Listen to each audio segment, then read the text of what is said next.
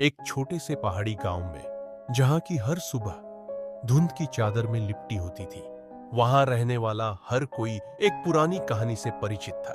गांव के सबसे पुराने और वीरान मकान के बारे में है, जिसे लोग परछाई वाला घर कहते थे। गांव के लोग कहते थे कि घर में कुछ ऐसा है जो रात में जागता है। कहानी की शुरुआत होती है आर्या से, जो गांव की एक साहसी लड़की थी। आर्या ने हमेशा से इस रहस्यमयी घर के बारे में सुना था और उसकी जिज्ञासा उसे वहां खींच ले गई। एक दिन आर्या ने अपने दोस्तों अनिकेत और मीरा के साथ मिलकर इस घर के रहस्य को सुलझाने का निर्णय लिया। शाम का समय था जब तीनों दोस्त उस घर के पास पहुंचे।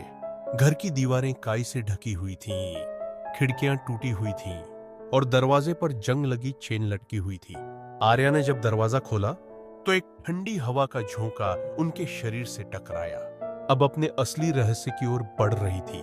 घर के अंदर घुसते ही उन्हें एक अजीब सी गंध महसूस हुई। घर के कोनों में मकड़ी के जाले थे और फर्श पर धूल की मोटी परत जमी हुई थी।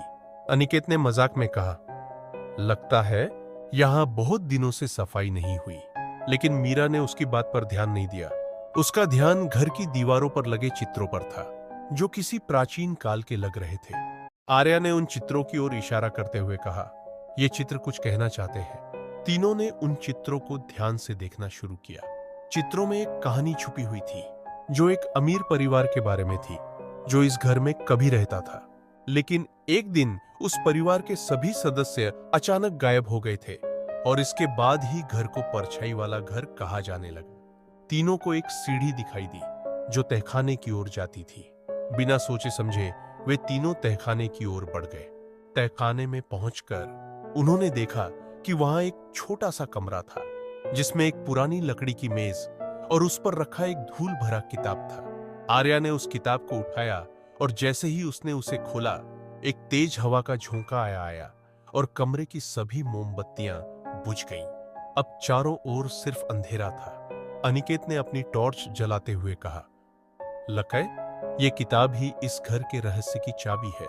बाहर तेज बारिश होने लगी और बिजली की गड़गड़ाहट सुनाई देने लगी, क्योंकि तीनों को एहसास हुआ कि वे किसी अनजाने रहस्य के करीब हैं। आर्या ने किताब के पन्ने पलटे और पाया कि उसमें कुछ पुराने मंत्र लिखे हुए थे।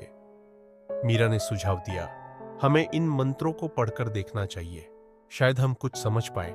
आर्या ने सहमति व्यक्त की और मंत्र पढ़ने लगी। जैसे ही उसने मंत्र पढ़ना शुरू किया, कमरे में हल्की सी रोशनी फैल गई और दीवारों पर लगे चित्र जीवंत हो को उठे।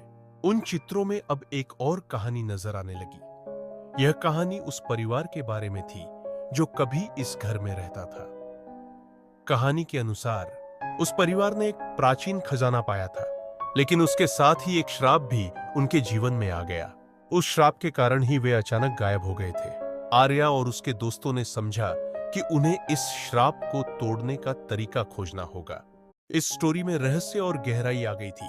उन्होंने किताब में आगे पढ़ा और पाया कि श्राप को तोड़ने के लिए उन्हें घर के आंगन में स्थित एक पुराने कुएं में कुछ विशेष जड़ी बूटियां डालनी होंगी। तीनों ने मिलकर वो जड़ी बूटियां इकट्ठी की और बारिश के बीच घर के आंगन में पहुंचे।